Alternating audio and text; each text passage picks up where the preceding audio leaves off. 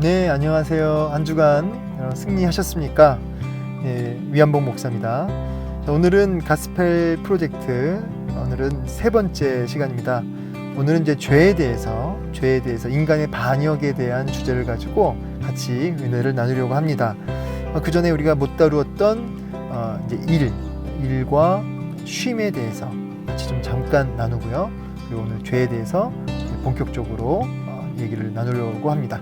오늘도 우리에게 주실 은혜를 기대하며 또 분명히 나에게 하실 말씀이 있다, 하나님께서 깨닫게 하시고자 하시는 메시지가 있다, 이런 확신을 가지고 오늘 강의에 집중하실 수 있는 깨닫는 은혜가 있기를 간절히 소원하고 또 축복합니다. 우리 말씀 한번 보도록 하겠습니다. 네, 우리 세 번째, 우리는 일하고 안식하는 리듬으로 하나님을 반영합니다, 이 부분인데요. 말씀 한번 볼게요. 15절 보면은 창세기 2장 15절이죠. 여호와 하나님이 그 사람을 이끌어 에덴 동산에 두어 그것을 경작하며 지키게 하시고, 이렇게 말씀하시죠. 여기 하나님이 에덴 동산에 두어서 경작하며 지키게 하셨다. 자, 자세히 보면 뭘 알 수 있냐면, 이 경작했다라는 단어를 보면 이게 아직 범죄 전이잖아요. 범죄 전인데도 경작을 하게 했다는 거야, 인간을. 자, 이것은 오늘 여기 뒤에도 나오지만 범죄 전이기 때문에 이 노동이라고 하는 것은 죄의 결과가 아니다.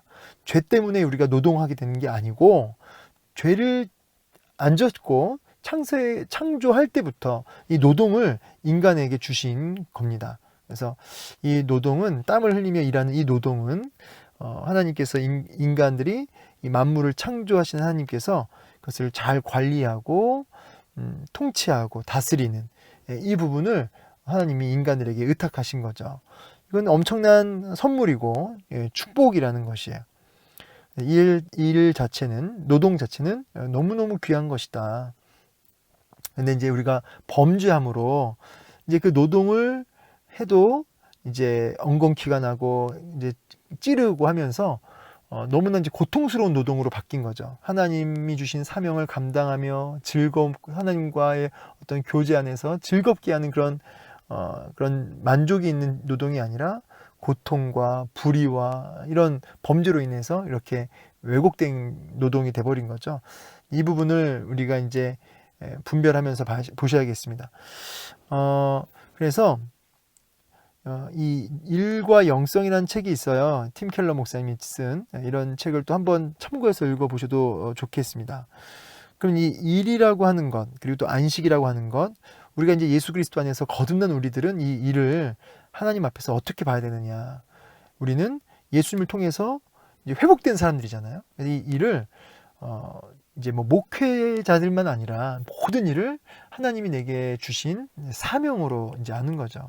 사명으로 알고, 물론 이제 어떤 불법이나 어떤 음란한 어떤 직업들이나 예를 들어서 죄악된 직업들이 있죠. 도둑도 직업일 수 있을까요? 예, 도둑이나 이런 거는 아니겠죠. 그러나 우리가 하는 일반적인 모든 일들, 직업들, 그런데 이제 그 직업에 대해서 수입이 크고 작든 간에 사람들이 막 존경하는, 우러러보는 직업이든 아니면 좀 사람들이 좀 무시할 수 있는 직업이든 간에 하나님 앞에서는 똑같이 귀하다는 거예요. 그렇죠? 5달란트, 2달란트, 1달란트. 이 숫자는 우리들 보기에는 차이가 있는 거지만 하나님 보시기에는 각자 주신 그 은사대로, 달란트대로 이 자체는 똑같이 귀한 거예요. 이제 중요한 건 뭐냐면, 하나님이 주신 이 달란트를, 이 일을, 이 직업을 하나님이 주셨다, 하나님이 나에게 주신 것이다 라고 하는, 하나님으로부터 내가 받았다라고 하는 그런 가치, 하나님이 내게 주신 사명이다라고 하는 그런 귀하게 여기는 마음. 그래서 5달란트를 받은 사람은 5달란트를 남기잖아요. 2달란트는 또 2달란트 남기고, 이렇게 남긴 이 사람 묻어버렸잖아요. 그냥 묻어버렸죠. 남기지 못했죠. 그러니까 이 일이라고 하는 것은 내게 주신 것을 가지고 내가 충성되이, 하나님이 내게 주셨다라고 하는, 하나님이 맡기셨다라고 하는 그런 확신을 가지고 충성되이 감당하는 거죠. 그게 2든 그가 5든 상관없어요. 하나님 앞에 귀한 거죠. 똑같이 귀한 거죠. 그래서 목사는 귀한 직업, 그렇지 않은 것은 천한 직업, 그런 게 아니죠. 똑같이 하나님 앞에서 사명으로 하나님께서 내게 주셨다. 오와 이가 하나님은 똑같아요. 근데 이 일과 안식이 연결돼요. 이제 이 안식이라는 단어도 우리가 이제 좀 공부를 좀 해야 되는데, 우리 하나님께서 천지를 창조하시고 일곱째 날 안식하셨죠. 힘드셔서 쉰 게 아니에요. 이 쉼, 하나님이 창조하시고 너무 피곤하다, 너무 힘들다, 좀 쉬어야겠다, 그런 게 아니시죠. 하나님은 하나도 안 힘드시죠. 근데 왜 안식을 정하셨죠? 왜 쉬셨죠? 그것은 사실은 진정한 쉼이 누구로부터 나온다? 하나님으로부터 주어진다. 그것을 인간들에게 분명하게 주지시키고 싶으셨던 거죠. 진정한 쉼, 진정한 만족은 여호와께로부터 주어진다. 그래서 인간들이 일을 하고 일곱째 날 그 쉼을 통해서 누구에게 집중하는 거예요? 하나님께 집중하는 것이죠. 그리고 사실은 우리 인생 전체를 통으로 보시는 하나님께서는 인간들이 범죄하고 그렇게 안식에서 멀어질 것을 알고 계셨죠. 그래서 우리 예수님께서 오셔서 수고하고 무거운 짐진 자들아 다 내게로 오라, 내가 너희를 어떻게 하리라? 쉬게 하리라. 그래서 인자는 안식일의 주인이니라 말씀하시죠. 그래서 이 안식의 실체, 안식을 진정한 샬롬을, 진정한 쉼을 주시는 그 실체가 누구예요? 예수 그리스도시죠. 그래서 진정한 쉼이 나 여호와로부터 주어지는데 특별히 예수 그리스도를 통해서 주어진다. 이 부분을 보여주시려고 이 창세기 때 창조하시면서 이미 이렇게 안식을 정하신 것이죠. 그래서 우리는 이 쉼, 이 안식은 결국은 우리가 많이 자고 많이 먹고 그냥 이렇게 퍼져 있다, 이런 의미의 안식이 아니라 예수 그리스도 안에 온전히 거하는, 주님과 함께 거니는, 동행하는 삶을 사실 안식의 그 참 의미로 이해할 수가 있겠습니다. 이런 참된 안식, 그러니까 이 일과 안식은 같이 가는 거예요. 일과 안식은 따로 가는 게 아닙니다. 이 안식 빠지고 일만 있잖아요. 이 사람은 우상 숭배자예요. 제가 얘기했었죠. 분주한 사람. 근데 안식이 없이 예수 그리스도 안에서 거하는 삶 없이 그냥 열심히 일하는 사람, 이 사람은 게으른 사람이요, 우상 숭배자예요. 분주한 사람이에요. 우상 숭배자라고요. 그래서 이 일과 안식은 반드시 어떻게 같이 가야 된다. 같이 가야 된다. 그래서 예수 그리스도 안에서 거닐면서 그 주님이 공급하신 힘을 받으면서 주님이 주시는 기쁨을 누리면서 내게 주어진 일을 주를 위해서 하는, 여러분 이것이 같이 갈 때 그는 예배자가 되는 거죠. 삶의 예배자. 이 리듬이 깨지면 안 되는 거예요. 자, 여러분 안식하시면서 일하십니까? 반드시 그러셔야 됩니다. 안 그러면 여러분은 우상 숭배자가 되고 게으른 자가 되고 육적으로는 탈진하게 될 것이에요. 그래서 여러분 이 쉼이 없는 인생 속에 일이 바쁘게만 막 휩쓸려가는 인생들은 사실은 이 목회자들 가운데도 있거든요. 저도 이제 참 열정이 많은 사람이다 보니까 이 열정과 야망과 욕심은 늘 같이 가요. 이게 약간 하나님을 향한 열정이었지만 그 이면에는 내 야망과 욕심도 섞여 있거든요. 그래서 그럴수록 우리는 이 쉼, 이 안식, 예수 그리스도 안에 온전히 거하며 그 주님이 주시는 쉼을 누릴 수 있는 그런 부분들이 같이 가야지, 안 그러면 날마다 그 야망이 열정과 아주 이상하게 잘 섞여가지고 비벼져가지고 스스로를 속이고 그렇게 앞으로만 달려가는 경우가 많다는 것이에요. 자, 그래서 이 두 가지 같이 가야 된다. 자, 요 이야기를 함께 이제 나눠 볼 수 있습니다. 그래서 우리 문화는 어떤 식으로 일의 가치를 비하고 폄하합니까? 뭐 아까 잠깐 얘기했지만 뭐 돈, 그렇죠? 가장 큰 게 그거예요. 돈이 많이 벌어지느냐. 그리고 또 하나는 뭐 참 이 모두가 우러러 보는 직업이냐, 명예직이냐, 뭐 이런 것들이 있겠죠. 근데 주님은 그렇게 보시지 않는다는 거죠. 모든 것이 우리에게 다 하나님 주신 사명이고 하나님 앞에서의 귀한 것이죠. 종종 교회는 어떤 식으로 일의 가치를 폄하해서 이를 세속적인 것 또는 비종교적인 것으로 생각하게 합니까? 그래서 이제 뭐 교회 사는 것은 사역이고 세상에서 하는 일은 그것은 좀 천한 것, 이렇게 보는, 이게 나누는, 이분법적으로 나누는 것이 있는데 그건 옳지 않다는 거죠. 교회에서는 사역이고 바깥에서 하는 것은 거룩하지 않은 사역이 아니다. 이렇게 말한다는 것은 그건 틀린다는 거예요. 똑같이 교회 안에서의 사역과 교회 밖에서의 일이 똑같이 같이 있다. 그렇지만 여러분, 그렇다고 이제 여러분 오해하지 마실 것은 하나님의 일을 게으르게 하지 말아라. 무시하고 이렇게 하지 말라는 거는 아니에요. 그러니까 여러분, 우리가 사실은 세상 일에 치여서 하나님의 일을 뒷전으로 할 때가 있지 않습니까? 그건 또 별개라는 거죠.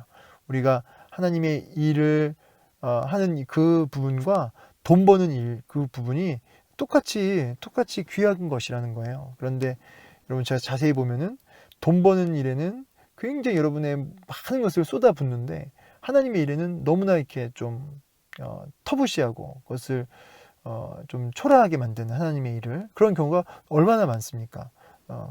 그러니까 여러분, 그러면 안 된다는 거죠. 하나님의 일, 또 세상에서 하는 또 하나님의 일, 이 두 가지 일이 똑같이 귀하다면 여러분, 우리가 세상 일에 열심과 시간 투자와 에너지 투자와 하는 거에, 그러면 마땅히 거기에 맞추어서 우리가 교회 일도 할 수 있어야겠죠. 물론 이제 목회자만큼은 할 수 없겠지만은 그래도 하나님 앞에서 내게 주신 시간들과 이런 것들을 잘 안배해서 우선순위를 잘 세워서 할 수 있어야겠죠. 그러면서 오늘 말씀에 이제 제가 이미 다 한번 얘기한 내용이니까 한번 읽어보시면서 특별히 여기 지쳐 있습니까? 영육이 모두 탈진해 있습니까? 하나님이 주시는 안식을 소중한 선물로 받으십시오. 세상의 무질서한 리듬을 거부하고 하나님의 태초부터 사람을 위해 계획하신 지혜와 축복의 리듬을 따라 사십시오. 그래서 이 쉼. 그래서 저도 이제 휴가를 나와서 이렇게 때로는 이렇게 쉴 때가 있잖아요. 근데 이제 그때도 그냥 막 이렇게 완전히 풀어지는 그런 것도 좀 분명히 어느 정도 리프시가 있을 수 있지만, 그 속에서도 결국은 주님과 함께 거니는 삶이 되셔야 된다는 거예요. 쉬면서도 그것이 막 특별한 어려운 노동이 아니라 주님을 의식하며 주님과 거니는 삶, 동행하는 삶. 이런 부분이 중요하다는 것이죠. 당신이 쉬지 못한 이유는 무엇입니까? 아까 제가 다 이야기를 했습니다. 결국 우리가 쉬지 못한 이유는 우리 안에 있는 어떤 우상숭배, 우리 안에 있는 욕심들, 야망들, 이런 것들이 같이 가는 거예요. 자, 그리스도와 연결되는 부분이 뭐냐면, 예수님은 보이지 않는 하나님의 완전한 형상이라는 거예요. 우리는 사실은 하나님의 형상대로 창조되었지만 온전히 그 형상을 다 드러내지 못하죠. 그래서 온전히 드러내신 분이 예수님이니까 예수님께 집중하면 우리도 그 온전하신 하나님의 형상을 우리도 회복하게 되고, 또 하나님의 형상에 어그러진 사람들도 그 예수님께로 나아갈 때 회복되는 것이죠. 그래서 예수님께 더 집중해야 되고 예수님께로 사람들을 인도해야 된다. 그것이 하나님의 형상을 회복하는 길이다. 이 부분을 이제 결론적으로 또 내릴 수가 있습니다. 자, 여기까지 하고 이제 우리 세션 3로 넘어가도록 하겠습니다. 네, 세션 3, 세 번째는 인간의 반역, 죄에 대한 부분인데요. 신학적 주제, 죄는 우리와 하나님, 그리고 사람들, 그리고 세상과의 관계를 깨뜨립니다. 이 깨뜨립니다라는 그 단어를 이제 단절시킵니다, 이렇게도 바꿀 수 있겠습니다. 중요한 주제죠, 이 죄에 대한 부분들. 근데 이제 짧은 시간에 이 죄라는 주제, 이 큰 주제를 얼만큼 다룰 수 있을지 모르겠어요. 이 교재 안에서 할 수 있는 만큼만 한번 해보도록 하겠습니다. 우리가 이제 죄라고 했을 때 하르마티아라는 단어를 씁니다. 하르마티아, 이렇게 읽어요. 하르마티아.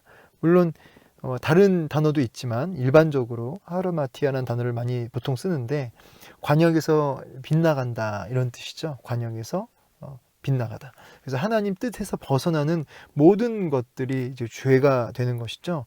그래서 이런 말 있죠. 저분은 법 없이 살 뿐인데, 참 좋은 분인데, 예수 안 믿는다고 지옥 간다는 게 참 뭔가 불합리합니다. 이렇게 얘기하시는 분들이 불신자 가운데서 간혹 있어요. 그죠? 그런데 여러분, 이 죄라고 하는 기준이 달라서 그래요. 내가 보기에는 의인일 수는 있어도 하나님 보기에는 어때요? 똑같은 죄인이죠. 그래서 제가 63빌딩 꼭대기에서 아래를 내다볼 때 키가 170이나 여러분 180이나 어때요? 똑같죠. 우리끼리 보면은 야, 훨씬 크다 이렇게 나오지만 위에서 보면 똑같아요.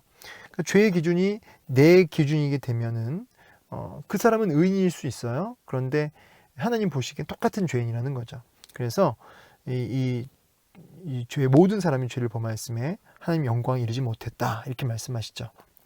그래서 뭐 여러분 참 저분은 착한데, 여러분 그건 아니에요. 여러분 착하다, 그 착하다는 여러분 보시기에 착한 거고 그 사람 내면에 뭐가 숨어 있는지 모르는 거죠. 그래서 이 죄라는 것은 그래서 하나님이 기준인 거죠. 하나님 보시기에 좋았더라가 이제 선이고, 하나님 보시기에 나쁜 것이 죄가 됩니다. 하나님 뜻에 벗어난 것이 죄가 됩니다. 그래서 죄의 기준이 바뀌셔야 돼요, 여러분.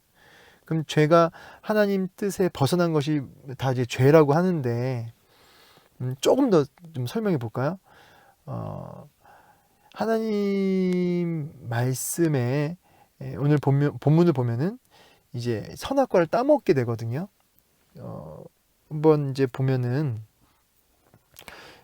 우리 성경 말씀 여기 창세기 3장 1절에서 7절 말씀인데, 이제 뱀이 간교하다 그러면서 이제 이 동산 나무의 열매를 다 먹지 말라고 하냐, 하나님 너무 부당하다, 이런 식으로 이 질문으로 공격을 해요. 그러면서 이 여인이 이제 하와가 이제 하나님 말씀을 좀 왜곡되게 말을 합니다. 그러니까 이제 그것을 딱 꼬리를 물고 그 틈을 파고들어서 안 죽는다라고 이게 탁 뒤집어 버리죠. 그러니까 눈이 이제 확 뒤집어져서 이제 보암직도 하고 먹음직도 하고 지혜롭게 할 만큼 탐스럽게 하니까 어떻게 되죠? 여인이 그걸 먹어버리는 거죠. 죄가 뭐냐라고 했을 때 하나님의 말씀보다 사단의 말을 더 믿는 거예요. 이걸 좀 더 본문 안에서 보게 돼요. 단어적인 의미는 하르마티아라고 할 수 있죠. 하나님 기준에서 벗어난 것. 그런데 본문 안에서 해석을 하면 하나님의, 좀 더 정확히 하나님의 선하심, 하나님의 신실하심, 이러한 하나님의 성품에 대한 불신, 하나님의 선하심에 대한 이 불신이 사실 죄예요. 지금 하와가 지금 하나님의 선하심과 신실하심을 불신했기 때문에 그 하나님의 말씀, 명령, 먹으면 죽는다라고 하는 그 말씀을 어떻게 된 거죠? 이제 신뢰하지 않게 되는 거죠. 하나님의 신실하심과 선하심을 이제 인정하지 않게 되니까. 그러니까 어떻게 돼요? 뱀의 말이 신뢰가 되기 시작하는 거예요.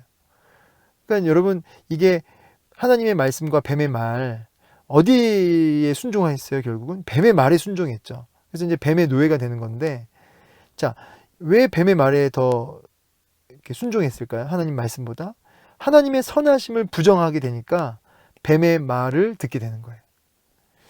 그래서 결국 죄는 하나님의 선하심을, 그 신실하심을 신뢰하지 않는, 이게 죄의 뿌리입니다. 근원이에요. 그래서 이제 이것이 시작이 돼서 결국 하나님 말씀보다 사단의 말, 세상의 말, 사람의 말에 더 깊이 영향을 받고 거기에 붙들려 살게 되는 것이죠. 그게 이제 죄의 근원이고 영향력입니다. 그래서 하와가 하나님의 신실하심과 선하심을 의심하기 시작한 순간부터 하나님 말씀이 의심되기 시작했고, 하나님 말씀이 의심되는 순간부터 선악과 나무를 먹으면 죽는다고 하셨지만 이제는 먹지 않고서는 배길 수가 없을 만큼, 그것이 설령 나를 사망으로, 죽음으로 이렇게 몰고 갈지라도 안 먹고는 못 배기는 그런 온 오감과 온 육체가 먹고 싶어하는, 그런 열정에 붙들리게 되는 이런 일들이 벌어지게 되는 거죠. 그래서 이 죄는 결국 하나님의 선하심에 대한 그 부분을 이제 의심하는, 그 부분이 죄의 그 뿌리다. 자, 이렇게 그 죄를 이렇게 이제 얘기할 수 있고요. 그로 인해서 나타난 결론은 뭐예요? 결론은 단절이라는 거예요. 하나님과의 단절, 죄. 이 하나님과의 단절이 어디로 연결되죠? 죽음으로 연결되는 거죠. 그러니까 하나님과의 단절이, 이 죄라는 단절이 죽음으로 왔고, 그래서 이제 이 인간들은 하나님의 형상이 망가지기 시작했죠. 그죠? 그러니까 하나님의 형상을 그러나 여전히 있고, 그래서 만든 게 종교예요. 뭐 토테미즘, 샤머니즘, 애니미즘 막 이런 종교들을 만들고 태양신을 섬기고 공자, 부타, 맹자 막 섬기기 시작해요. 그러나 그것은 죄의 문제를 해결하지 못하죠. 죽음의 문제를 해결하지 못해요. 이렇게 고통하는. 그래서 인간들이 이 죄로 인해서 죽음에 이를 뿐만 아니라 이 관계들, 인간과 인간과의 관계도 단절이 일어나고, 또 자연, 만물과의 관계도 이 질서가 깨지기 시작하면서 단절이 일어나요. 그래서 고통하게 되는 거죠. 그러니까 이 죄로 인한 하나님과의 단절이 모든 그 인간과의 관계, 만물과의 관계가 다 단절되고 질서가 깨지고 혼돈 속으로 들어가게 되는 근본적인 원인이에요. 그래서 결국은 하나님과의 단절된 이 관계가 회복되어야 되는 길만이 나와 너와의 관계가 회복되는 길이요, 만물과의 관계가 회복되는 길이라는 것을 아셔야 돼요. 모든 문제의 본질은 여기에 있어요. 하나님과 나와의 관계에 있다. 그래서 며느리, 뭐 아들, 남편, 친구, 모든 관계에 문제가 있다면 그 시작의 그 문제 근원은 하나님과 나와의 관계에서 찾아라. 여기서부터 시작해야 돼요. 그래서 우리 예수님이 이 땅에 오신 이유가 뭐예요? 바로 이 관계를 회복시키시기 위해 오셨죠. 그래서 예수님이 십자가에 이 땅에 오셔서 십자가에 피 흘려 죽으심으로 죄를 해결하시고, 그리고 죽음에서 부활하심으로 이 죽음의 이 벽을 허무셔서 예수님이 유일한 길이 되어주셨죠. 내가 곧 길이요 진리요 생명이니 나로 말미암지 않고서는 아버지께로 갈 자가 없다. 그래서 이 관계를 예수님을 통해서 회복되었고, 그래서 예수님을 통해 회복된 인간은 이웃과의 관계가 회복되며 만물과의 관계 속에서도 회복되는 삶을 살게 되는 거죠. 소통하는 삶. 그래서 단절은 사망을 의미하고요, 소통은 생명으로 연결돼요. 그래서 이 소통을 위해서 오신 분이 예수님이신 거고요. 예수님을 통해서 소통이 일어나는 거죠. 관계가 회복되고. 그래서 모든 관계 중심에 예수님이 있는 거예요. 약간 교리적으로 제가 지금 설명을 해드린 거예요. 어디까지 잘 이 부분이 이해되셨는지 모르겠지만 좀 핵심적인 부분을 좀 다루어 봤습니다. 자, 우리 먼저 이제 1번 보면, 인간의 반역은 하나님 말씀의 그 선하심을 불신하게 합니다. 그렇죠? 이 인간의 반역을 죄로 이렇게 이해하시면 좋겠죠? 이 죄. 그러니까 이제 일부러 이렇게 쓴 거예요. 반역이라는 단어. 왜냐하면 인간이 어떤 뭐 실수로 뭐 그냥 어쩌다가 그냥 아쉽게 그냥 이렇게 실패한 어떤 이런 의미가 아니라, 이거는 반역이다, 하나님을 향한 도전이다, 이렇게 지금 얘기하고 싶어서 이 의도적으로 죄라는 표현보다는 반역이라는 단어를 지금 쓰고 있는 거예요. 여러분, 실제로 인간이 선악과를 먹은 사건은 수동적으로 어떻게 뭐 어쩌다가 실수해서 그런 의미가 아니고요, 아주 하나님같이 되고자 하는 하나님같이 내가 되고자 하는 그 마음이 그 중심에 자리 잡게 된 거예요. 그래서 반역으로 보는 게 맞습니다. 그냥 뱀 때문에 어쩔 수 없이 그렇게 보시면 안 돼요. 이 죄는 철저하게 인간의 반역적인 행동이었다. 근데 그 뿌리는 뭐예요? 이 선하심, 하나님의 선하심에 대한 불신의 그 뿌리가 있다는 거죠. 뱀이 강교했고요, 유혹을 했습니다, 분명히. 그러나 인간이 꾀를 내었다 그래요. 잠언서인가요? 인간이 꾀를 내어서 범죄했다 그래요. 인간이 이 뱀의 유혹과 또 이 자기 안에 있는 꾀가 이게 버무려져서 비벼져서 결국 범죄했고요. 그 책임을 자꾸 이제 핑계를 대는데, 결국 이 인간이 범죄했기 때문에 인간이 그 죄책이 있는 거예요. 마귀는 인간을 어떻게든 유혹해서 자기 노예로 만들려고 한 거죠. 하나님 섬기는 자리에서 자기 섬기게 만들려고 한 거예요. 인간들은 하나님 품을 벗어나면 자유로울 거라고 생각했죠. 아니죠? 하나님 품을 떠나면 자유가 있는 게 아니라 뱀의 노예가 되는 거예요. 교회 다니면 담배도 끊어야 되고 술도 끊어야 되고, 그냥 교회 다니면 예배, 그 재미도 없는 예배를 그냥 매주 가야 되고, 이렇게 얘기하신 분들이 있어요. 그래서 굉장히 답답해 보이죠, 그죠? 세상 사람들이 볼 때 그럴 수 있어요. 근데 그 예배를 벗어나고 하나님과의 관계를 벗어나면 자유가 있는 것처럼 보이지만, 여러분, 그게 자유입니까? 아니에요. 그 속에는 수많은 돈의 노예, 쾌락의 노예, 죄의 노예가 되어서 말할 수 없는 고통 속에 살다가, 여러분, 지옥 같은 세상을 살다가 지옥 같은 세상이 아니라 진짜 지옥을 간다고요. 그러니까 예배 안으로 들어가서 그 안에 있는 기쁨을 맛보면은 다른 것, 이 세상이 주는 싸구려 기쁨은 쳐다보기도 싫어지는데, 진짜 그럴 텐데, 모르니까 그러는 거죠. 모르니까. 그래서 이 뱀이 이제 꼬시는 거예요. 야, 그 얼마나 그 하나님 참 그 불합리하냐. 이거 먹으면 너희들 눈 밝아진다니까? 먹어봐. 이렇게 한 거죠. 근데 여러분 진짜 먹었더니 눈이 밝아졌어요. 근데 그게 하나님처럼 눈이 밝아진 게 아니라 죄의 눈이 밝아진 거예요. 전에는 죄의 눈이 어두웠거든요. 예, 악을 몰랐어요. 그냥 죄의 눈이 어두웠어요. 하나님의 오른쪽이다 그러면 오른쪽으로 가고요. 왼쪽이다 그러면 왼쪽으로 가는 거예요. 그게 하나님이 말씀하시면 그게 그냥 곧 선이에요. 거기에 대한 이의를 제기할 필요가 없습니다. 하나님 의존형 소경이니까 의존형 소경.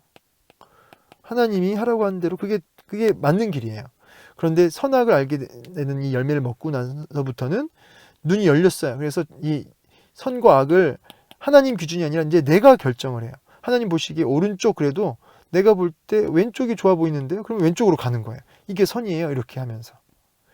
그러니까 이제 선악과의 열매를 먹어서 하나님 말씀이 불편해지기 시작한 거예요. 여러분 오늘 성경 공부하시다가 또 이 절대 주권이나 뭐 예정론, 뭐 삼위일체 이런 얘기 들으면 좀 여러분 불편하실 수 있죠. 그죠? 그게 왜 그런 줄 아세요?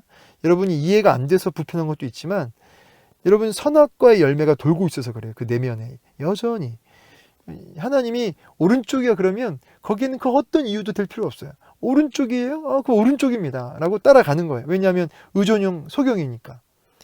근데 선악과 열매를 먹고 나니까 내가 보기에는 그게 아무리 봐도 그 내 생각에는 왼쪽인데 이렇게 되면서 불편한 거죠. 여러분 우리는 하나님이 오른쪽 하면 오른쪽이고 왼쪽이면 왼쪽인 사람들이에요. 우리는 이제 이 하나님 의존형 소경으로 돌아가셔야죠. 이런 은혜가 이제 성령님을 통해 주어지는 건데 그렇다고 여러분 뭐 성경을 덮어놓고 믿자 이런 뜻은 아닙니다. 성경을 통해서 우리가 더 분별력 있고 깨닫고 설명할 수 있어야겠죠. 그런 의미가 아니라 성경 앞에 진리 앞에 우리는 무릎 꿇는 삶을 살아가야 된다는 거예요. 자, 근데 여러분 이제 이 뱀이 하와를 유혹했죠. 왜 하와를 유혹했다고 생각하세요? 아담을 유혹 안 하고? 아담은 말씀을 직접 받았잖아요. 틈이 없어요. 근데 하와는 아담을 통해 들었잖아요. 그러니까 그리고 실제로 이 유혹 공격을 받는 모습 보면 하와가 말씀을 약간 왜곡해요. 그렇죠? 만지지도 말라 이런 말씀 안 하셨거든요. 뭐 죽을까 하노라 이렇게 얘기 안 하셨어요. 그러니까 이제 이게 말씀을 정확하게 안 듣고 자기 주관적으로 해석을 하고 있는 거거든요. 그러니까 이제 틈이 생기는 거예요. 여러분 하나님 말씀을 받으면요 설교 시간에 그러면 과연 그러한가 하여 다시 확인하고 다시 묵상하고 다시 하나님 앞에서 내 말씀으로 받으셔야 돼요. 안 그렇고 그냥 듣고 좋았다 이렇게 되면 틈이 생겨요.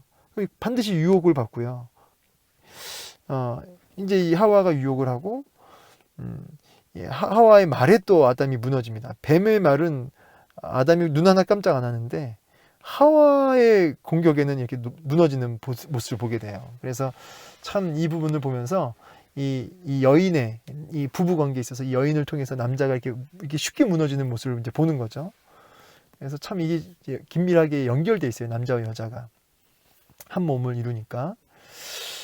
그래서 그걸 어쩌면 뱀이 알고 여자를 통해서 남자를 공격한 거겠죠. 중요한 건 뭐냐면 이 왜곡. 그래서 여러분 진리가 왜곡되지 않도록 날마다 과연 그러한가 하여 하며 하나님 말씀을 되새김질하는 말씀을 붙들고 묵상하는 제가 제자 훈련하면서 또 수요일날 순장 교육하면서 꼭 한번 시작할 때 이렇게 질문해요. 주일날 본문 어디였죠? 이렇게 물어봐요. 근데 대답을 하시는 분도 있지만 못하신 분들도 꽤 많아요. 이런 본문을 붙들고 과연 그러한가요? 다시 보고 묵상할 수 있으셔야 됩니다. 안 그러면 틈이 생긴다니까요. 말씀이 한 주간을 끌고 가야 되잖아요. 그러면 본문을 붙들고 계셔야 돼요. 묵상하셔야 돼요. 한번 주일날 본문이 어디였습니까? 지금 당장 한번 생각해 보세요. 생각이 안 나시면 다시 여러분 말씀을 붙드시기 바랍니다. 아니면 마귀가 틈을 노린다고요. 두 번째는 인간의 반역은 하나님과의 관계, 다른 사람들과의 관계를 깨트립니다. 그래서 이 부분은 이제 제가 아까 설명을 다 드렸어요. 두려워하여 숨었나이다. 하나님이 너가 어디 있느냐라고 질문했을 때 어디 있는지 알았어요. 근데 일부러 질문하신 거예요. 왜요? 아담한테 기회를 주신 거거든요. 회개할 기회, 나올 기회. 그런데 숨어버리잖아요. 그러면서 뭐라고 그래요? 하나님이 주셔서 나와 함께 하신 여자가 나무 열매 먹게 했다. 여자한테 핑계를 대는 것처럼 보이죠? 아니에요. 여자한테 핑계를 대는 게 아니죠. 얼핏 보면은 그 여자가 줘서 먹었습니다 이렇게 얘기하고 있는데 자세히 보면 하나님이 주셔서 그래. 하나님이 안 주셨으면 안 먹었을 텐데 참 하나님이 참 괜히 주셔가지고 하나님 때문입니다 이렇게 하고 있는 거예요. 지금 죄 책임을 누구한테 돌리고 있어요? 죄 책임을 하나님께 돌리고 있는 거죠. 그러니까 여러분 아내나 남편이 못마땅하실 때 있죠. 근데 그거 하나님이 주셨잖아요, 그죠? 그 분, 그 아내, 그 남편 하나님이 주셨잖아요. 그런데 원망과 불평으로 일관하면 사실 그 원망은 어디로 연결되냐면 하나님으로 연결돼요. 그래서 그 사람의 어떠함 때문에 내가 사랑하고 존경하는 게 아니라 하나님이 주셨기 때문에 그 사람을 내가 귀하게 여기는 거죠. 그게 먼저예요. 그게 먼저. 자, 뭐 더 한 절 한 절 할 얘기들이 많지만 오늘 본문의 그 흐름을 놓치지 않고 그냥 이렇게 넘어가도록 하겠습니다. 그래서 관계가 다 깨지는 거죠. 그래서 관계가 하나님과의 관계가 깨지니까 인간과 인간과의 관계가 또 깨지고, 그렇죠? 아담과 하와가 관계가 이렇게 깨지잖아요. 핑계 대면서. 그리고 이제 만물이 이제 관계가 깨지는 거죠. 이렇게 모든 게 다 단절이 되는 겁니다. 그래서 그것을 회복하는 길은 예수 그리스도를 통한 회복의 길밖에 없다. 그래서 장차 한 아들을 통해서 그 뱀의 머리를 상하게 할 것이다. 창세기 3장 15절 원시복음이라고 하죠. 예수님을 통해서 뱀을 깨부수고 뱀의 머리를 깨부수고 관계를 회복시키실 것을 하나님이 복음을 전해 주시죠. 그래서 여러분 한번 내가 깨어진 관계들을 쫙 한번 적어보세요. 그러면서 내가 예수 그리스도 안에서 어떻게 그것을 해결할 것인지에 대한 그 깨어진 관계를 놓고 같이 기도하시면서 예수님 안에서 복음 안에서 어떻게 그 깨진 관계가 회복될 것인지에 대해서 기도하시면서 고민해 보실 수 있으면 좋겠어요. 세 번째 반역은 이제 세상을 파괴합니다. 이제 그 인간과의 관계뿐만 아니라 만물과의 관계도 이렇게 다 무너진다는 부분 같이 좀 나누었습니다. 자, 그래서 이게 사탄이 하와를 유혹할 때 뱀의 모습을 선택한 것은 흥미롭다. 태초에 하나님이 세우신 창조 질서는 아래와 같았다. 하나님이 사람을 다스렸고 사람이 피조물을 다스렸다. 이렇게 다스림의 관계가 이렇게 아래로 내려가는데 이 범죄하고 나서는 이 질서가 뒤틀려 가지고 피조물이 인간을 다스리고 인간이 하나님을 다스린다. 이렇게 나와요. 그래서 완전히 뒤집어진 거죠. 그래서 막 짐승들이 사람을 잡아먹기도 하고 환경이 사람을 찌르고 또 사람은 또 사람끼리 또 공격하죠. 그리고 또 그 사람들이 하나님을 조종하려고 들어요. 우상 숭배하고 이런 일들이 다 하나님과의 그 단절된 죄로부터 시작된 무질서함이죠. 자, 그래서 이제 결론은 뭐냐면 결국은 이 죄의 해결은 예수 그리스도를 통해서 주어진다는 거예요. 그래서 한번 결론 읽어볼까요? 아담과 하와는 죄로 인해 추방되었습니다. 죄는 분리시킵니다. 모든 관계를 분리시킵니다. 그래서 이제 천사가 하나님께로 나아가는 에덴 동산의 그 길을 막았습니다. 창과 칼이 십자가에 매달린 여자의 후손으로 오신 예수님께 임할 날이 올 것입니다. 그분이 하나님과 분리되셨기 때문에 우리가 아버지와 제외할 수 있게 되었습니다. 예수님이 창과 칼에 상하셨기 때문에 우리가 죄의 포로 생활에서 해방될 수 있었습니다. 그래서 예수님을 통해서 여인의 후손으로 오실 예수님을 통해서 죄의 문제가 해결된다. 그래서 이제 여러분 적용점으로 우리가 먼저는 하나님 말씀을 왜곡하지 말고 항상 되새김질, 묵상, 주일 말씀 또 큐티든 그날 말씀을 붙들고 과연 그러한가요? 다시 확인하고 그 말씀을 분명히 붙드는 한 문장으로 주일날 내게 주신 말씀, 은혜 받은 말씀 한 문장으로 말해보세요 라고 하면 아마 10명 중에 1명도 찾기 어려울걸요. 여러분 이 부분을 다시 한번 확인해 보세요. 오늘 말씀 내가 주신 말씀을 한 문장으로 한번 만들어 보시고, 주일날 말씀이든 큐티든 이걸 적용하고요. 안 그러면 사탄이 틈타는다는 거. 두 번째는 이제가 뭐 성교든 어떤 모든 관계가 하나님과의 관계에서부터 시작된다는 거예요. 그래서 하나님과 나의 관계를 바로 세우는 일, 이것이 이웃과의 관계, 또 모든 만물과의 관계가 회복되는 길이다. 오늘 이 부분을 명심하셔서 하나님과의 관계를 분명하게 세우실 수 있는 저와 여러분 되기를 소망합니다. 오늘 이 죄에 대해서 오늘 분명히 이제 정리가 되셨으면 좋겠고요. 하나님의 선하심을 끝까지, 이해가 안 돼도, 납득이 안 돼도 하나님의 선하심을 끝까지 확신하고 인내하며, 그렇게 하나님 신실하심을 확신하며 나아가시는 가운데 하나님 말씀을 다시 확인하고 붙들고, 그렇게 예수 그리스도의 십자가를 의지하는 삶, 그래서 관계가 회복되는 삶 사시는, 복의 통로의 삶 사시는 저 여러분 되기를 축복합니다. 그렇게 한 주간 승리하십시오. 감사합니다.